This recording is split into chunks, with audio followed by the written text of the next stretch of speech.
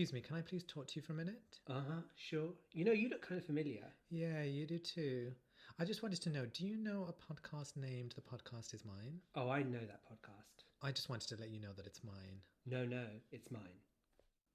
Hello and welcome to The Podcast Is Mine. I'm Sunny Gruel. And I'm Bhushan Kumar. You are indeed. And I just got a TMZ alert saying you were arrested for crimes against fashion. How very dare you. I wore bootcut jeans once. And they are back in trend, you know, actually, bootcut jeans. Like all the youngsters are like rediscovering the clothes that I used to wear. Well, you were a toddler at the time. You're never going to live that down. I know, exactly. I always remember. So take a swig of water. I know, straight in, like first 60 seconds and already you're taking swigs of water. We just need the Destiny's Child link now. Oh my God, yes, we need to put that forward to today's subject. We need to plant that seed. Kind of plant that seed and forge that link. So, Sunny, are you excited about what we're going to talk about today? I am super excited. Yes, so if you're playing bingo at home, that's another one to cross off in the grid. And if you get full house, you know, hit us up on the socials and let us Send know. us a message. So, Sunny, I think you need to open up a tab I on the do. Secret Diary of Zone 1 Home. And we've got to talk about something that we usually refer to towards the end, but we're not finished yet, people. It's Exactly. only Stay where you are. fans related. Yeah, so we're not in the OnlyFans lounge. We're actually talking about OnlyFans, but we're in our regular salon where we record the first two parts of the podcast. Yes. The Diary of a Zone 1 Ho is talking about OnlyFans suspending and then reversing its decision to take adult content off the platform. What? I had no idea about this. What happened? Right, well, here's the 411. Oh my God, do you remember that song by the 411? By the Saturdays? No. No. It was the 411. It was like, dum dum diggy dum. Who were they? That was not the... Oh, it was the band were 411. They were called the 411. Sorry, they were like the poor man's Saturdays. The Saturdays were the poor man's Spice Girls. So Saturdays are like the Primark Spice Girls, exactly. But I do love Molly King. I know you mock me, but I listened to her on Radio 1 with Matt Edmondson. No, I'm going to make you listen to them. They are hilarious. I've got a Saturday... Well, do you know... I've got a newspaper round to do. I've got a Saturday story. Well, I've got two Saturday stories. Tell me. So back in my television days, once in the canteen, there was these two beautiful girls who came into the canteen. I know what you're going to say. And me and my friend were like, kind of, oh my God, who are they? They are so beautiful. Yeah. And then we were like, oh my God, it's Sienna Miller, because this was like the time when Sienna Miller was huge. Like she was dating Jude Law, or I think she'd just broken up with him. And so we were like, oh my God, it's Sienna Miller. So we spread like rumors around everywhere, like, oh my God, we saw Sienna Miller in the canteen, and she's absolutely stunning. And she had this beautiful girl with her. Exactly. And then somebody came up with like, we met a runner from like one of the shows, and we were like, oh my God, Sienna Miller is so beautiful, blah blah blah. And he's like, no, that was Molly King and Una. Was it Una Stubbs? I think her name. Una, is. Yeah. And we were like, oh my God, they're so beautiful. Then there was another time where I had to carry an armload of broadcast tapes to the broadcast library. So I had my arms full, like, you know, really heavy kind of digi tapes. And then suddenly I just saw these five girls walking towards me, and they kind of looked at me, and I held the door open for them, and it was the Saturdays. And so I saw Frankie, Molly, Una, Rochelle. Rochelle was stunning. in S Club 7 Juniors, and she is certainly not a junior now. She certainly isn't. She did the page 3, do you remember? But she is so beautiful in real life. Like, she's so tall. They all are. They are all stunning. Well, do you know who's not? Vanessa. Why? So Vanessa was the last. So all the girls, apart from Vanessa, said thank you to me for holding the door open. The other one didn't. Vanessa just gave me a look up and down. Cancelled. Literally, I was going to throw the tapes on her head. And I was like, you know, but these are broadcast tapes. Is she the only one that would sing?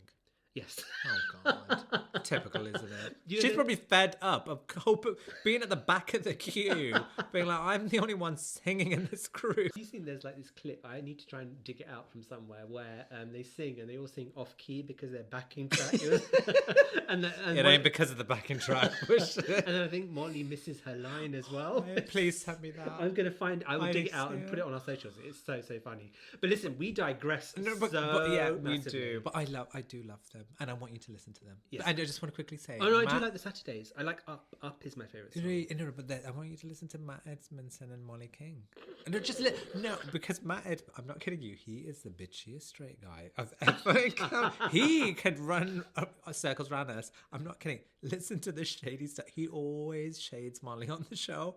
intentionally. It's like it's all good fun. Fantastic. But it's so funny. Like he's so quick-witted. I think you would like it. Okay. Give it a go. Just for you, I will listen. Thank I will you, listen. girl. So just to explain to listeners, hello. God, hello. We're not plugging just Radio 1 shows. Exactly.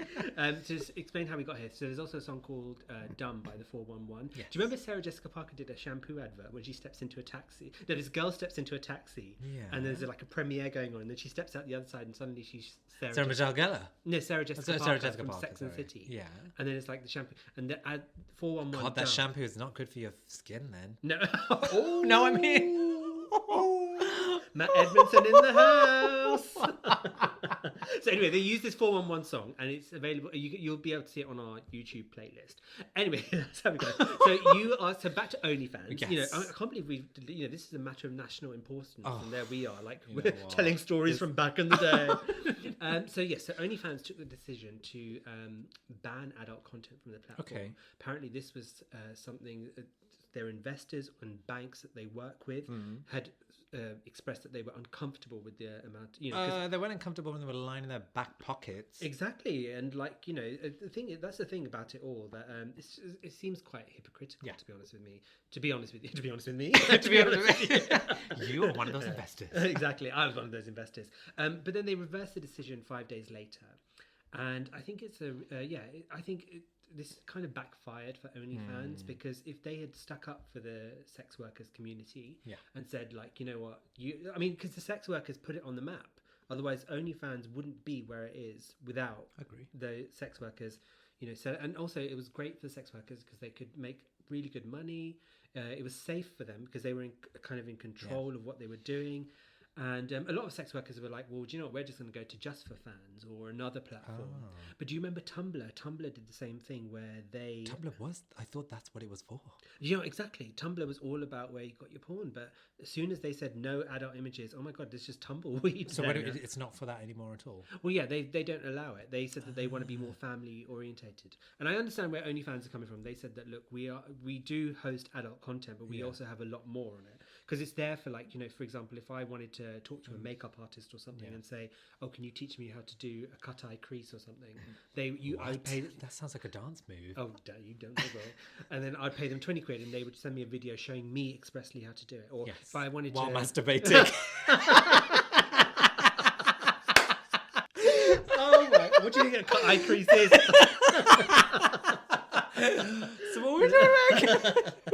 So anyway, that's a real shame that they didn't have their back, and you know they reversed the decision and they're on their backs. They're on their backs, exactly. And the thing is as well, people are speculating that even though the decision was reversed, it doesn't mean that they may not go ahead with it. So sad times really, like you know, but that does mean that if we started up our OnlyFans account. Well, actually, no, we do have an OnlyFans account. No, we do. But no one can find it. No one, even us. Even us. I have no idea what the password is. The password has been like, you know, we've been locked out for ages, honestly. So yeah, that was pretty much the diary of his own one home. Oh wow. Okay, so we are going to close the tab, Bhushan, because we are getting ready. Bloop, bloop, bloop. But just to say, we will be going back to OnlyFans in our OnlyFans lounge, which is not associated with. Yeah, exactly. These are two independent franchises.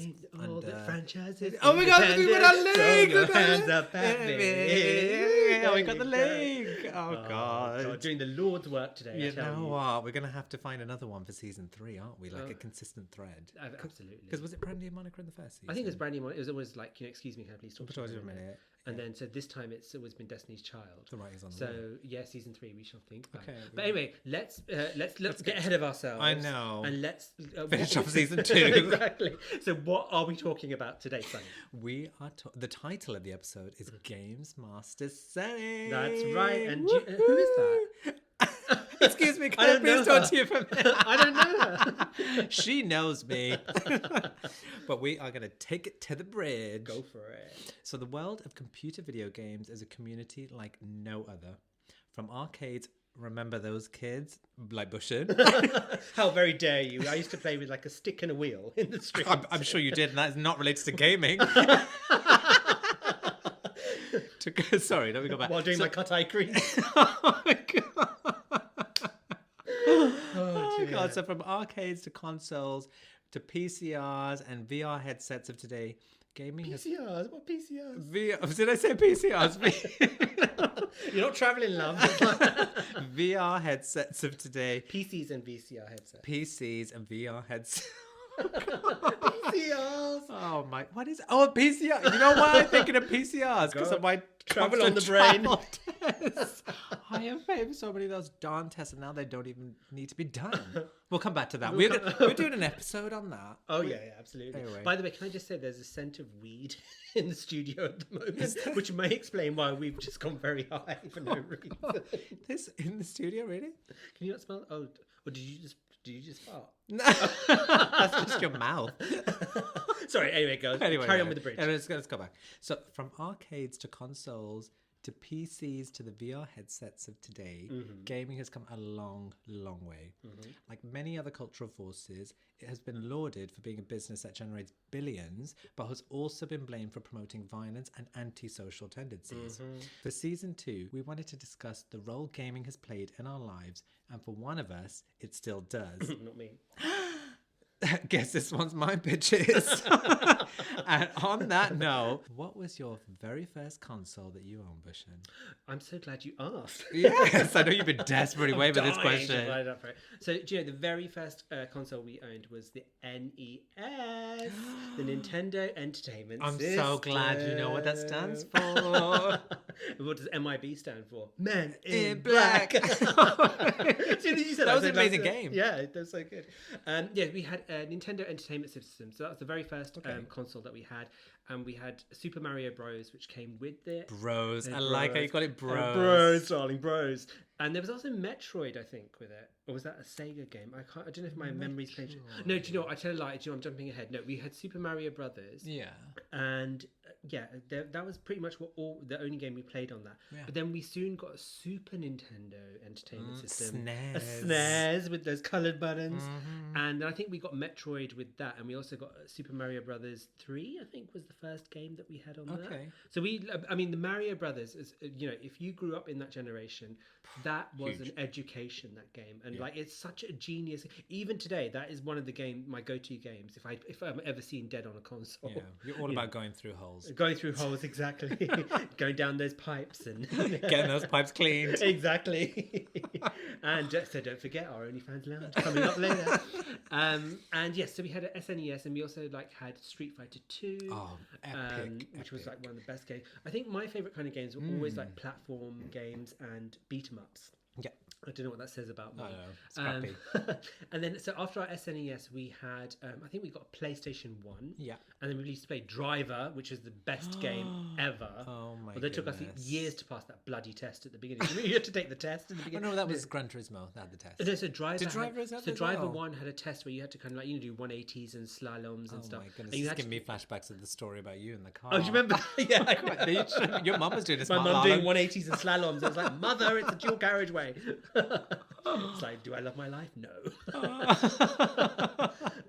So we had a PlayStation, and then we had PlayStation 2. Yes. And then I think we've at the moment we also had what was it, N64 as well. Yeah. So and then the N64 was really where I fell out of love with gaming because after playing, you're gonna laugh. You got a life there because most people, unlike the rest of us, got a life exactly. But also playing GoldenEye used to give me motion sickness. That was such an amazing game. I know, but I used to get so sick from it, and so I just after that I kind of gave up. Yeah. And then we had a PlayStation 3. Yeah. And that's the one with the Blu-ray player in it.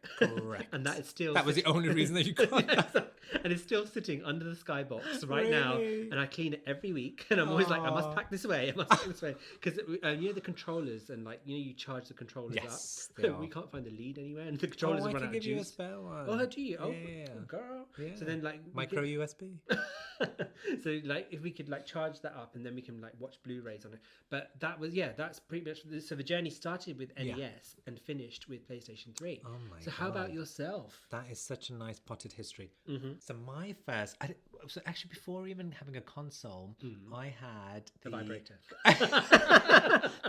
My joysticks. I've got a lot. Joystick? Indeed, that's what I call them. In pleasant company. That auto fire. Was yours did it have a big knuckle duster with the red button on the thumb? I think that was some other kind of sex toy. Oh, goodness. goodness. But when I think back, so consoles are like, so I treat like consoles slightly different to like PCs. Yes. So then when I PCRs. initially had PCR test, I've got that on the mind. I want to go and travel. So the first thing we got was a Commodore 64. Oh yeah. Oh my goodness, so old school, and it like brings back memories of there was a cassette player that you plugged into it to load the games. Remember that? Just going to interrupt you because do you know what I've just remembered? You know it wasn't an NES. Would you had a Commodore 64 as well, or an Amiga 1200? We had the grandma of computers. We Atari, had an Amstrad. Amstrad with the CP6464 with the coloured buttons. And just when you said cassette, that triggered me because if that damn cassette got stuck, that was it. Alan Sugar is all over you. He the day I see him, I'm just going to smack it over his head. Oh honestly. my goodness! Because that's what it was like back in the day. You had to load a game using a cassette. Yeah, I remember just thinking, "Oh my goodness, you just want to play the game, but you've got to watch this little thing whir around, go around 20 loading. Oh loading. my god, it was so bad. But the games were so basic back then. I remember. It was amazing because you just spent. I'd killed so many hours just playing all these redundant games in my bedroom. I think my parents got fed up of us having the everything downstairs at home, so they've got us our own TVs. But yeah, that was that. So it was Commodore 64, which I think we still have that. I told my dad, I was like, "Don't you dare bin that, because one day that's going to be worth a lot of money." Well, it's worth a lot already. I don't think it'll be worth much though. Oh, you need to go onto eBay and have a look. I'm gonna have a check. So then we got the Amiga 1200, which took a floppy disk. I feel like we've got so many sexual references: a floppy, a joystick. It's on the brain. It's the weed as well. It's all kicking in. So then after that, so we were always like of the kind of the personal computer kind of gamers. And then I remember when we went to buy the premium. No, not really. It was secondhand. I remember we went over to someone's house because this was back in the day when you buy stuff secondhand. We saw an advert in the newspaper. Yes! We went to go over to someone's house to buy it. I remember going over to someone, and then they were like doing this little demonstration of the Amiga 1200, and this was like seriously advanced computing compared to the Commodore 64. And what they did to impress us, and it sold me, is they opened up that version of Paint Shop Pro, whatever it was, on the Amiga 1200, and they opened up a picture of Tutankhamun, and I was sold. I was like, oh my goodness, this has changed my life. I was like, I need to take this home. I need this for study, Dad. We have to buy this. It was just a picture. It was probably a very low resolution picture. Tutankhamun that has brought back so many memories for me because I know exactly the image you're talking about. Do you know? It's gold, isn't it? It's gold and blue. Yeah. And oh my god, is that really famous? Yes. Oh my god, if you had an Amiga, you knew about it. It's like, oh my god, I know exactly what you're talking about. I thought that was just us. No.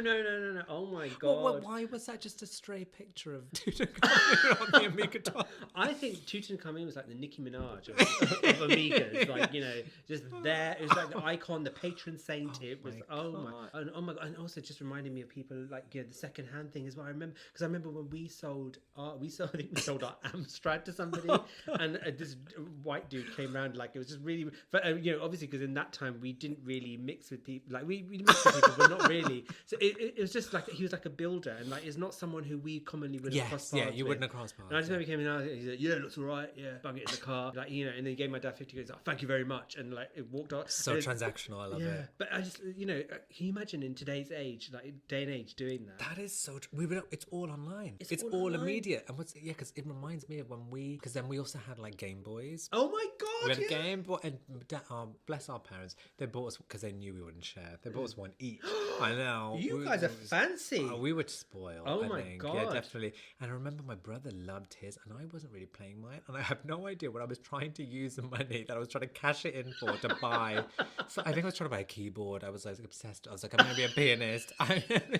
Get strumming there. Well, that came true, but in a different way. So then I remember this guy came over, and I think my dad taught me a very good lesson that day in the art of negotiation. Oh, wow. Because he let me do it. I was like, the guy came in, and he was a biker. Oh. Yeah, and he was like a cool dude. Like, he came rocked up in leather. You're like 1 year old at this point. I was so young. I can't remember. I must have been under 10. I don't know. My dad just left me to it. He was there, obviously. Yeah. But the guy was like, okay, so, show me the Game Boy, that it works. Tested the game. He came over. He told us this after, actually. So I'll tell you the leader. So he was like, oh, okay, so how much, it's on offer for whatever. I can't even remember what we were selling it for. And he said, how about, so he was trying to, negotiate. And I was just so shocked that someone would, I thought it's just too impolite to say no. So I just said yes. Oh. And then afterwards, I did say to my dad, I was like, I can't believe that we pay. I can't remember what he undercut it by. But my dad was like, but then you didn't ask. And I said, but you didn't say anything. Just said, but you were having the conversation. And I thought, oh my God. It was a good lesson, After that, I was like, you know what? I'm in Boots trying to get discounts. You gotta ask. Oh my God, that's such Asian parenting though. It's that kind of like, if that transaction went really good, it's like, see, I taught you well. That you got undercut. Well, you didn't ask. And it taught me, I was like, you know what, that's a good lesson. But then after we, money exchanged hands, obviously. I'm really concerned now. You were... Yeah, I got fondled and also, no, I was joking. So I should have got a tip. Well, if you're an OnlyFans creator, he could have tipped you via the... Yeah, so all those testimonials that you're talking about, it was me, basically. But yes, so then when he was paying us, he said, I'm going to be honest, he said, I'm not buying the Game Boy for the actual handheld. I'm buying it for Tetris. Because you couldn't buy Tetris unless you bought the Game Boy. I don't think it was sold. So that's how much the game was worth to someone. They were willing to pay the price of a handheld. Yeah, absolutely. Goodness me, but that brings back... I was not thinking about bringing about that up. Yeah, so then eventually when we did get to consoles, PlayStation 1, and the first game I remember playing on that was Ridge Racer, which was so basic. When you go look back at the graphics now, it was terrible. But one of my favourite games it's just reminded me of is Rayman. Oh God, did you ever see Rayman, the platformer? Yes. He had no limbs because Oh my God. It was so good. And so what else did I play on there? Gran Turismo. But so then we went through, and as you could probably see down there, it's all the way up to PlayStation 5. Which you tried to use TPIM to procure, do you remember? Lest we forget. So basically, I'm obviously not in charge of the socials. It's very obvious to those of you that follow us. And I was on Instagram thinking, you know what? People tell me Instagram can be used to do all sorts of things, like shop and do research. So I thought, I can't find myself a PlayStation 5. Let me start following all these retailers and messaging them about stock.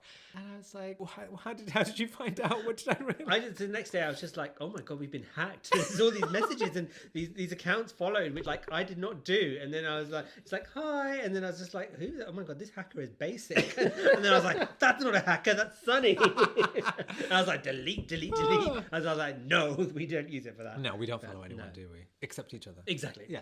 But it's funny. Do you know, it's funny because like Game Boy and Game Gear, because I remember our neighbour had a Game Gear. And yes, we have those as well. Yeah. And I remember like the fight, because there was only one between it, and like our neighbor, so there was like basically four of us like fighting over it, trying to play it and stuff. And like you had to plug it into the adapter, and then the damn thing would overheat or it would freeze, or the battery would run out, and it would just be so heartbreaking because you had to live in that moment, like when it was operating, when something was loading up, because there used to be like so much of it was just waiting for things to happen.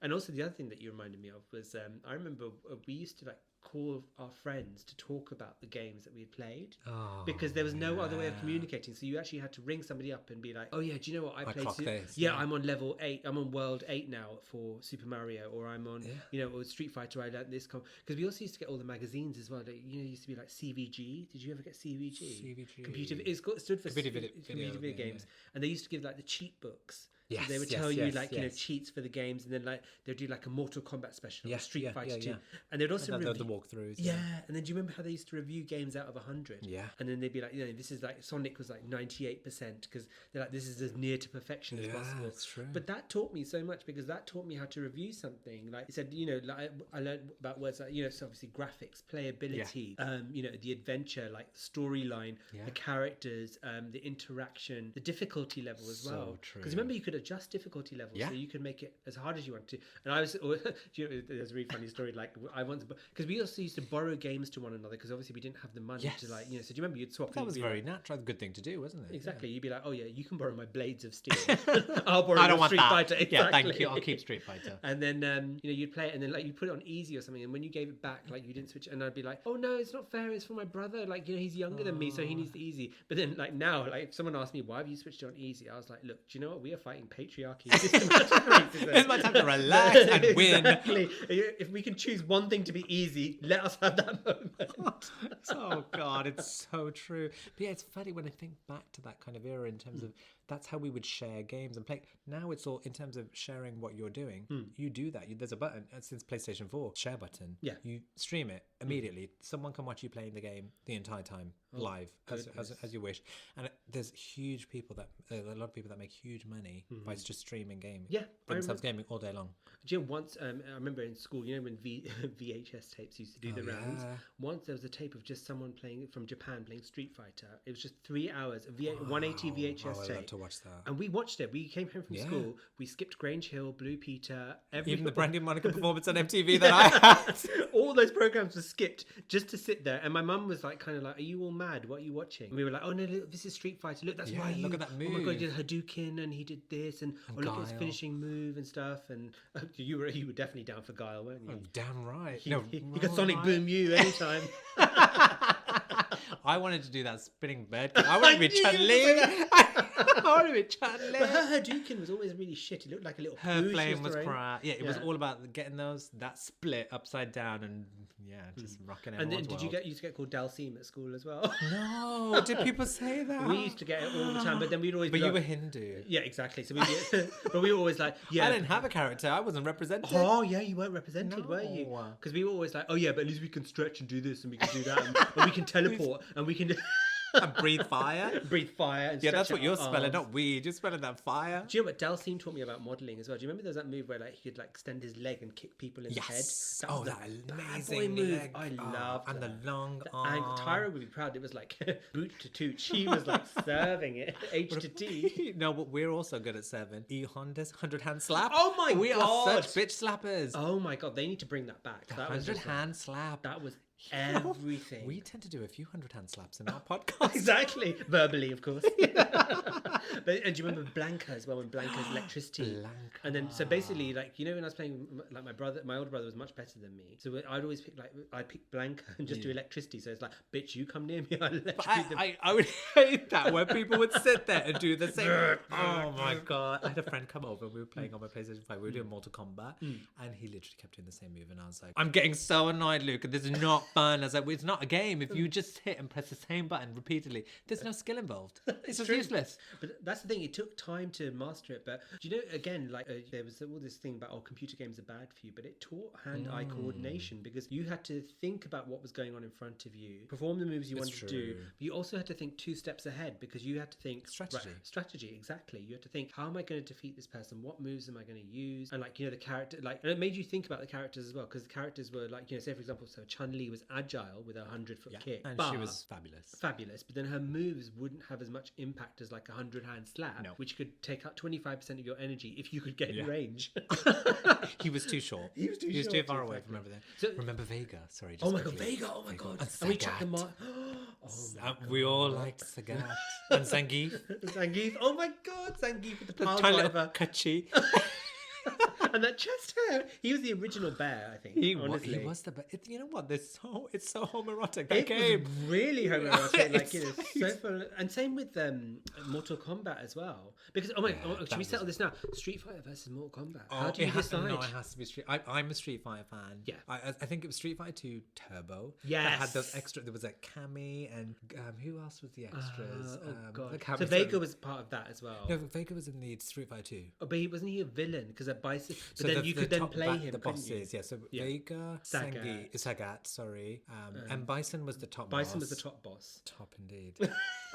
He used to literally stomp on your head. That was my favorite move. Yeah, he would just do this like He'd be standing like, up. Boop, and then jump back. Who was there was one more boss. There was one other boss where everyone's like shouting at the screen now. There was one other boss, I'm sure of it, wasn't there? Yeah. No, there definitely was. Balrog, yes. Balrog, yes. Oh my god. Who's based on Mike Tyson.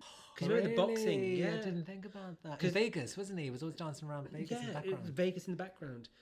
And then do you remember, because then the film as well, the Street Fighter II film. Oh my With Kylie Minogue and Raul Julia. You know what? We need to unpack that movie. I haven't seen that in so long. Oh my god. Do you remember how excited we were and then how disappointing? It was so bad. You know what? It's really hard for them to... I mean, this is a good thing to talk about, how hard it is to translate games to movies. Yes. And there's a topic that I wanted to bring up with you because I think it's a really good one. They're starting to change that, aren't they? Because think about Witcher. That was a huge success on Netflix, wasn't it? And that was a hugely popular game. So I didn't know that was a game.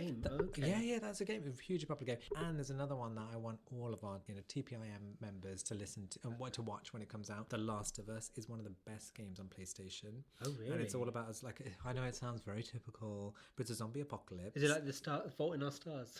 The what?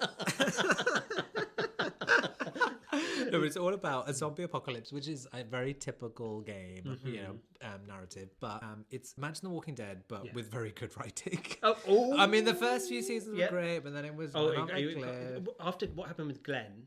And I cried. That was hard. And then when they picked out his death. Yeah, and then he comes crawling out of the dumpster. I was just like, that's it, I'm done. I mean, I tried to hang on for Negan because my younger brother read the graphic. That was the hardest part to watch. Do you know what? Because my younger brother read the graphic novels. So they're amazing though, aren't they? So good. So much darker than... I wish they'd kept more closely to Why did they do that? Didn't they screw Game of Thrones up in the same way? I think so. Yeah, especially the last season. I haven't seen it. I love the authority. You're like, they fucked it up. No, I haven't seen it. Sorry. I'm still on episode 3 of season 1. Oh yeah, no, you have to do the first 5 in a binge because otherwise you won't get through it. But so I had no idea. So The Last of Us is a zombie apocalypse. It's a zombie apocalypse, but it follows the story of. And you know what I really love about this developer? There's this one developer for Sony, and Sony is way better. I know we're going to have to talk about it later. Better than Microsoft when it comes to gaming, but they have such amazing writers in house for some of their the game development. Yeah, and this one story follows. It's about a journey between.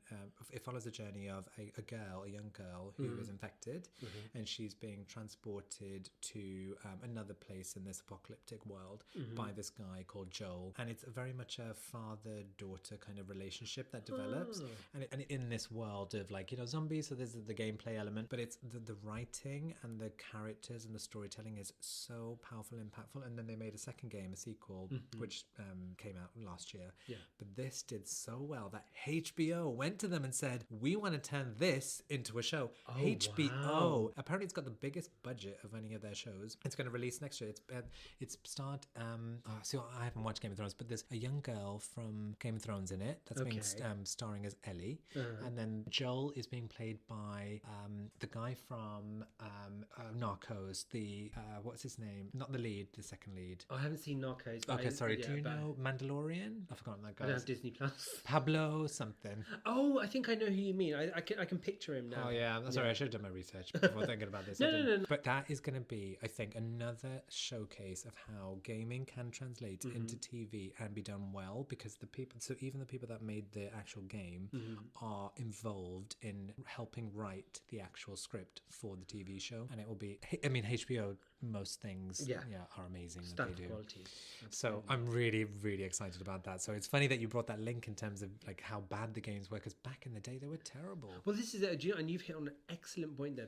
The best games, or the games that we love and that are still in our hearts, are the ones which the storytelling was so good. And like you said, it's a father-daughter story. A lot of these games had a really nice sub-story behind it, and the writers and the way. That's why we emotionally connected to it. And I think that's something the adults couldn't understand. They'd always be like, "Why are you in this gaming world?" But I don't think they understood that for the players, a lot of it was escaping as well, because if you're being bullied at school or you were unhappy, you could go into this virtual world where you were in control and you could kind of secure environment in that time. There was a bit of security with it. I mean, if we think of Grand Theft Auto, how the ability to create your own story in a way, it was so revolutionary. The whole idea. I loved it when you could get the army Do you remember? I was When like, shit I'm went gonna down trigger these after the people. police, exactly. And there was like different cheats that you could do for that, Yes. and then like you could drive the army tank and then like go blow stuff so up, good. and you could beat people up in the street as well. Yeah. I loved doing that. Oh honestly. my god! Yeah, that's you know what? That's such an amazing game. How you can see that's evolved over time. Because remember when it used to be 2D top down,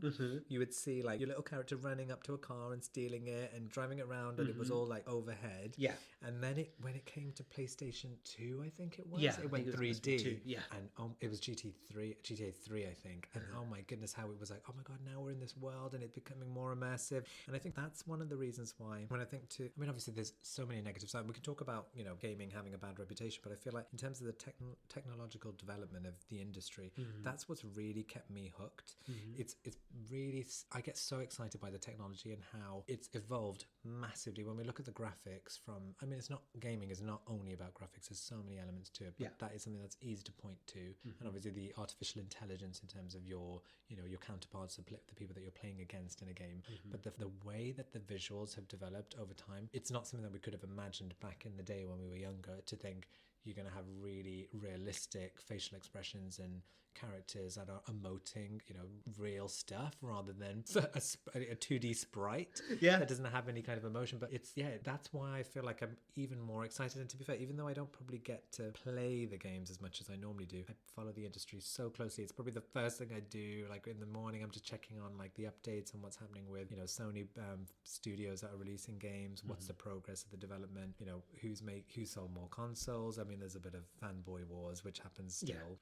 That's the thing I find really interesting about it, and the business side of it as well. So how Microsoft will approach things, which is very much they've got a lot of money, so they came into this industry later than everyone else, because companies like Nintendo and Sega actually Nintendo have always been a strong player, but they've taken a different route. It was always Nintendo versus Sega, which we're going to have a debate about. Yes, well, I'll settle that for you right now. Nintendo. Done. Do you know what I mean? Tell me about your Nintendo experiences. I just loved Nintendo. Like I remember because we used to know someone who had a Mega Drive, and it was so much fun going and playing Sonic. But there was something, whenever I was playing Sonic, I was like, oh, this is good. This is as good as Mario. Yeah. And then there was also games like Shadow of the Beast. I don't remember that. No. So Shadow of the Beast was like it was almost like it was an adventure platformer, and you could play 4 characters. Is that right? I think there's basically you could play. I think you played this little. It was set in like kind of different like medieval times. There's castles and things like that. But there's such a range of games, and like the rivalry. Because then like from Mega Drive, then there was like Saturn. Was the Saturn the next one? Was the Saturn meant to rival N64? But then N64 prevailed, I think, and then got taken over by PlayStation. Because that's right. I think it was Sega Saturn, PlayStation 1 came a little bit later, and then N64. Yeah. Because then like PlayStation with like Crash Bandicoot, Driver, all those games, they really kind of changed up the game. Because I just want to go back to something that you were saying earlier, because I think there is a lot of snobbery around gaming. Yeah. And like I myself am guilty of it as well, of course. But I mean that there is a lot of snobbery about gaming, and people completely underestimate how it's an industry, and like you said, there's storytelling, production values. Like I remember like seeing when I saw the Rockstar logo at the beginning of a game, I knew it was going to be AAA. You knew it was going to be, that was the game that you wanted. Or when you saw that Nintendo, or you saw Capcom, or you saw whichever label you saw, like we unconsciously kind of like absorbed all this information and didn't even realize it. And I'm surprised actually that like HBO and the television industry have taken so long to kind of embrace it. Because you've got a ready-made audience who are going to transfer over, and if you do it right and you get it right. I was just trying to also think of examples of any film that have got it right, and I'm struggling to think of a film that, I mean, like people are probably shouting us, well, what about this? I can't think right now. I'm trying to yes, it's not that obvious, is it, to us? No. I mean, there's another example. So it's the same company that made The Last of Us. They made a game called Uncharted, which is very much in the vein of Indiana Jones. It's like a adventure game, treasure hunting, that kind of stuff. And that was a hugely popular game. And they are now making a movie of that. And Tom Holland is starring as the central character Drake, and also Mark Wahlberg is playing the the character, the father figure, not father figure, but he's like a mentor kind of figure. And that's releasing, I think, next year. They've just finished shooting it this year. But again, hopefully that'll be good. But other games and films that have turned into films, I'm thinking of things like apparently Sonic. Do you remember Sonic recently? As recently as I think 2020, that year, which we will not forget. But Jim Carrey was the villain. Was that any good? Well, apparently it got really good reviews. I didn't see it either. I missed out on it. Was it animated? No, it was a real live action. And it's apparently like the one film that they actually got it right. Because I think was there a Mario Brothers film? I can't remember. I don't remember a live action one that's been good anyway. Yeah. I think they were always kind of like, and even the Mortal Kombat films as well. No, they're not good, are they? They're always trashy. I mean, the trailers would always be really exciting because they show like Scorpion doing the, get over here. Yeah. But then when you would actually watch the film, they would. So it's interesting to see like this development. Like, I'm with you. Like, I think because I think a lot of the time as well, society it's kind of like there's a parallel kind of with OnlyFans that there's a lot of kind of gaming is bad for you, OnlyFans is bad for you. Well, it doesn't necessarily have to be. No. Like, in moderation, gaming is very good. And the problem was, like, as you probably knew as well, like you had your own computer in your room, so you could kind of get, you were selling like Commodores to buy, Game Boys to bikers when you were like a wee lad. But do you know what I mean? It's all about parental supervision. Like with us, we had very strict time limits on, because it was only the main TV. We only had one television in our house, and we only got to play like during weekends, like on a Saturday, and we only got 2 hours. And then Mum would be so strict, she'd be like, I'm going to throw it out the window. And Punjabi mothers, like, well, she'd come with the rolling pin sometimes, and Punjabi mothers, like, she's like, I'm going to throw it out the window. She'd come in with the rolling pin. It's like, don't bash it to death. It won't be able to stand it. But she would like very much be like, she tried to sit with us as well and try and take interest in it, but she'd like fall asleep, and then we'd be like, shh, don't make noise, because then we could get an extra hour on it. But we used to get like 2 hours or something on it, but then that's it. That's healthy, Bhushan. I like that. I feel like your mum did the right thing. And to be fair, when I think back to my family, they didn't control us, mainly because we didn't do it excessively. We were responsible. My mum used to tell me, I was saying, stop studying all the time. I was like, okay.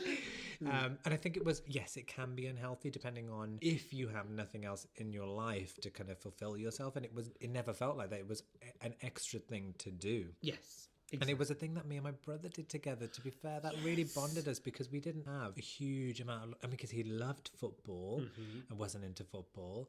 And then, I don't know, what else did we have in common? No, it was gaming, and that's still, even today, that is one of the core threads, other than the kids who I'm obsessed with. But like, we always message about gaming because it's just it's been our thing since day one, and that's why I feel like it's easy to dismiss it as, it's like really isolating and independent. You can play online, you can play with people online that you don't know online, you can play collaboratively with people. I mean, Nintendo are probably the best at thinking of novel controllers and experiences to make sure it is a community event when you're playing games. But in our home, like, even though we had in our rooms, we could still play downstairs together. And I remember my parents would sometimes say, come upstairs, like, this is what we've done today on the game and what we've achieved. And bless them, they'd tried to take part and be interested. They probably were completely what the hell is like, we don't care. And then sometimes we'd get like dad to play or whatever, mom, and it was fun on like PlayStation 3, because remember the controller had the motion sensor? Yes. And do you remember the rubber duckies? Oh, good lord. Yeah, we borrowed it off someone once. It was so good. And you could like move the controller to kind of get them to sink into the water, and that was a way of kind of seeing something positive. But I'm saying that there are loads of people that I do know that sit there and they're very antisocial, and their other halves will be like, I can't get through to him, he's like completely like mute for like 5-6 hours, and that is an unhealthy side of it. And I think it's because a lot of people do use it to disconnect from the real world. Agreed. And it's how far you take that. And I think if you're good at regulating yourself, fine, it works. If not, then not everyone is like that. Absolutely. I think in moderation, I mean, it is designed to be addictive, and it can be very much, you can fall into that world and like, get completely immersed in it and forget that there's a real world out there. And it does seem to be something, I mean, like there are, I think, I don't know if this is the case or not. I mean, we assume that it's more men because, there's a huge number of female gamers. There's a huge number of female gamers, and I want, I'm sure female gamers as well, maybe the same, where they become totally immersed in that world. It's that whole kind of Second Life thing, when you have a virtual avatar and what have you. Oh my god! And, it just reminded me of. What? Did you ever watch Black Mirror? I've heard of it. I've heard. I'm going to make you watch it. I know. There's one episode on the latest season, because that one only had 3 episodes. It was a Miley Cyrus episode. But there's another one with a guy who's starred in, I don't know if you've watched any of the Marvel movies. Marvel? It's not What's your that? I've never heard of that before. No, I'm joking. You have seen it. Yeah. But there's this guy who stars in it, and it's a famous cast because it's so popular now. Yeah. But there's one where this, I don't want to ruin it for those who haven't seen it, but just watch it. It's all around how the gaming industry evolves so far that you can enter the game and you can have another life. And I want you to see it because there's such an amazing twist in it. Okay. That it just makes you think, if only we could play games like that, because it would be life-changing. It would be dangerous. And that's what I think. So what is the future of gaming? I'm thinking, where would it go to? Well, this is it, isn't it? Because I think it's so immersive now. Like you said, like, you've got your head, like, you don't even need to leave your house anymore. Like, everything can be delivered to you, and you can trade in Bitcoin and what have you. So you don't even need to like go to a physical workplace. No. So, people can effectively sit at home all day and play and just be in these other worlds. So, when you see like these future kind of dystopian kind of depictions where people are just kind of like, got plugged in with a headset and they're morbidly obese, just sitting there exactly plugged in and playing all the time. I think that really is what the future kind of holds. And I think, but I also see as well that I think gaming will hopefully get the respect that it deserves. I mean, I feel it does now in the digital age. It is getting a lot of respect, and long overdue respect. Exactly. Well, the money, but also, like you said, like the artistry behind it. There's graphics and storytelling and production values and having proper writers in and the emotional connection. And you're so right as well, because like so many of my gaming memories as well are associated with family, because that was it was summer holidays, weekend, and those were the times where like we weren't fighting. We were all together in it, and there was like a common purpose. And also it was one of those things where you could go and talk in school, or you'd meet someone and be like, oh, have you got a games console? Yeah, I've got a Sega, or I've got do you know what I mean? And you could have that shorthand conversation and make friends with people. And I think that's a real kind of, the community aspect of it is definitely always underplayed, and it's a real shame because it's such an amazing virtue of it. And I hope that they what about yourself? What do you think? I think it's that point you mentioned earlier as well, in terms of it's going to become more and more immersive, and it's more, I think the experience will be more sensory as well. So the latest PlayStation 5 hand controller, it has haptic feedback as well built into it. So it's not just a vibrate. It's like oh my god! I mean, we could just walk it into them today. I mean, honestly, you're just sitting on there. It's the most powerful joystick ever. Oh my! But so I feel like it's going to start becoming like, so with VR obviously as well, coupled with it, and I think the technology is just getting closer to be able to probably handle higher fidelity, because at the moment it's still, when it comes to VR, the demands on the actual technology is like the actual hardware is so much greater, because you have to do so much more processing. So I don't think that's available at a price that is affordable enough for homes at the moment. But I think that'll change in the next 10, maybe less, maybe 5 years. Yeah. And once that kicks in, the sorts of experiences you'll be having will be very different in gaming. And that's when maybe even people will start virtually traveling in a way, because I saw some showcases on, BBC. When we talk about like shows that talk about gaming, there aren't very many good ones. I listen to a lot of podcasts on YouTube, well-known gamers and stuff, but when it comes to TV shows talking about technology and gaming, other than Games Master, there's which is coming back, which has been coming back. Yes, absolutely. I did hear about They heard that we were doing this, and then suddenly they're like, oh, it's back on the screen. So Sunny will be on your screens presenting in 2022. Very exciting. Oh, I'm replacing. Remember that old guy? What was Patrick it? Arms. Patrick. Was it Patrick Moore? Patrick Moore. He's like, oh yes, it was so funny. And Dominic Diamond with the gelled hair. Oh my god! How old? And look, we're trying to recreate that with Dale.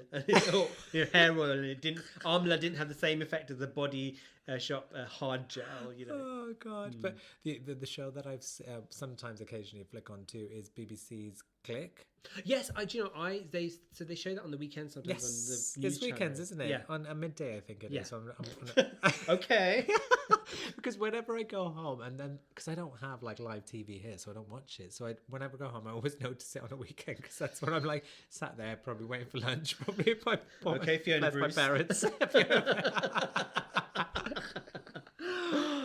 But yeah, so they were talking about how people will be using that. Maybe if they are able to travel because of COVID, they'll be using that to travel to different destinations virtually through VR headsets. And if it becomes more immersive and realistic, that would be attractive to everyone, not just people that aren't able to. They might be like, well, I want to use this to experience something new. Absolutely. Yeah. Well, do you know what? If it's a vibrator and a joystick, sign me up.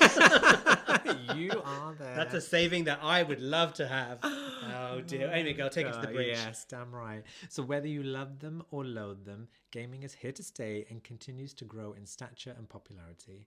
With advances in tech and culture reflected in the games, as well as a future with artificial intelligence and computers taking over, the next level of gaming promises to be as exciting and all-encompassing as its history. Damn right. Excuse me, let me just turn it off. Anyway, well, I think with that vibration, it's time to hit the OnlyFans. Lounge. Ching ching. I mean, we've already talked about OnlyFans today, so I feel like they're getting extra bonus points. So we want extra sponsorship fees. Come on, OnlyFans, get in touch with us and we'll set up an account on OnlyFans. But because it's a subscription-based model, which I didn't realise. OnlyFans, so that's where they make their money from. They take 20% of the subscription for that. So you would pay to watch a creator, and then that's just easy money for them. Then. Exactly, and then if you tip the creator as well, they take 20% of that. The actual tip. Just the tip. 20% of a tip. That's just not enough. It's just not enough. But you know, it's interesting because for the OnlyFans Lounge, you remember I was talking about porn being an innovator in terms of technology, and gaming is the same thing as well. It's another kind of testing ground where the kind of things that work really well in the gaming kind of context are then spread out wider. So I think the whole kind of community collaborative playing, being able to download things quickly, because if you think about mobile phones and the games that there are on there, like people playing Candy Crush and things like that. We didn't even talk about that. That's huge. We didn't talk about it, but yeah, exactly. There's a huge industry within that itself. You realise that there's a lot. Gaming is in our lives a lot more than we would expect, and also with the because gambling as well. Casino that would come under gaming. Yeah, it does actually. And the fact that the mobile apps have been so fast to kind of adapt to that and work out a way to recreate that experience in a gambling hall on your phone. I think that's incredible. There's so much.